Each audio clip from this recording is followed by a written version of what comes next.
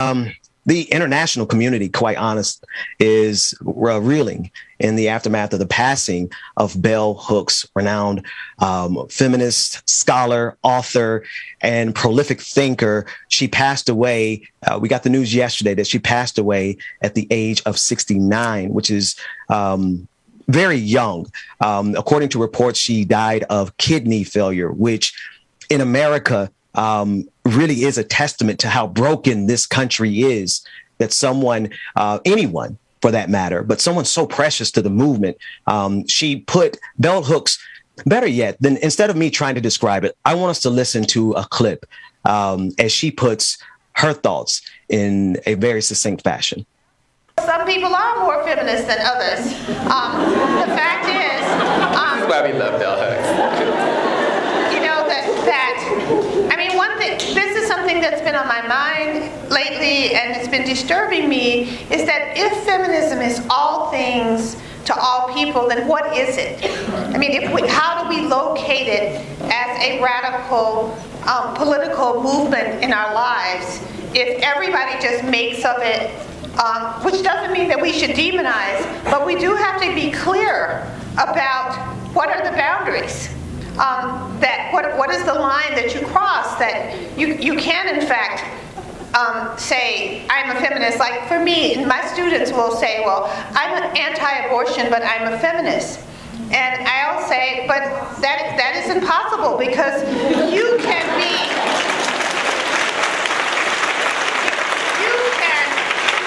say I would never choose to have an abortion because I don't support that for myself. But there is no one who's genuinely a feminist who doesn't support reproductive rights for women. And it's, again, I mean, it's so hard for us because we live in this binary world that's always saying choose one thing or the other. I don't try to get someone to choose my values about abortion, but I do feel that part of the essence of feminism is that women have control over women's bodies, that women have reproductive rights, all women. And so you can't want to take that away from somebody and then brag about how feminist you are. And Georgia, I just want to read one quote from Bell Hooks that really changed my life.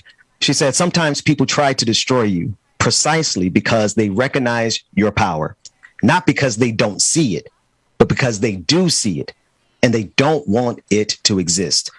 So we're just remembering this icon of feminism, of Black thought, of intersectionality, a robust critique of capitalism, an all around magnificent Black woman. We lost her and we are remembering her today. Yeah, our world is definitely filled with a void now that she is gone. She is such an inspiration. Her fearlessness and courageousness has inspired so many, challenged mainstream thought, you know, and I dream of a day when America will put women like Bell Hooks on a pedestal, who will give women like Bell Hooks a reality show. Because I think that the intellect and, you know, just her ability to put forth different ideas that challenge public opinion, you know, like that's the direction we need to move in, especially when you think about our current state as a country and how polarized we are, and the misinformation and the inhumanity in so much of our society. I just, there's so, and her body of work is so vast. If you haven't picked up a book by Bell Hooks, please do. One of the topics that she focused on that I came to learn about from so many Black women, I didn't know this particularly, but the focus and the emphasis of love in activism and the ability to see not only the power of love in the work that we do, but the power of love in influencing us and changing us and experiencing a type of love that is radical, that is revolutionary. And, it's funny that, there's so many little things about her that you wouldn't really know unless you got a chance to really spend time with if you couldn't get with her, spend time with people she influenced. And I always love to hear when people talked about the love, the why they do what they do was because of the love that they wanted to share and they wanted to experience. I love that part. Well, and what I really appreciated about her was she also challenged gender roles, modern gender roles as we know them. One of her books, I Am a Man, Black Masculinity in America, pairs well with also her very strong viewpoints on feminism. And I think that, it's safe to say 50, 60, 70 years ago, there weren't as many women in the workforce. And so America has never really fully adapted to women entering the workforce.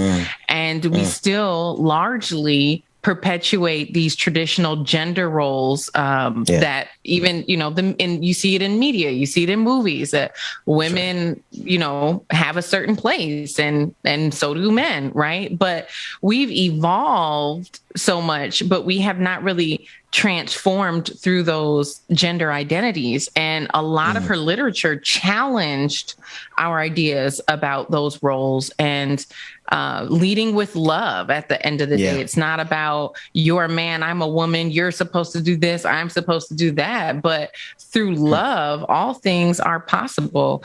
And so I just, I'm also grateful, however, that there now, I think, will be a revitalization of her work that can be introduced to the next generation. And because her work is timeless. Yeah. Timeless. And because if I could borrow from Ossie Davis's eulogy of Malcolm X, because I believe that she is a seed, right? And that after the winter of our discontent, she will come forth. There are going to be so many more bell hooks that carry the legacy, the vision, the ideology, the spirit of bell hooks, because she planted so many seeds in her lifetime. So the best of what she represented is yet to come, because she left so many brilliant thoughts to inspire the next generation.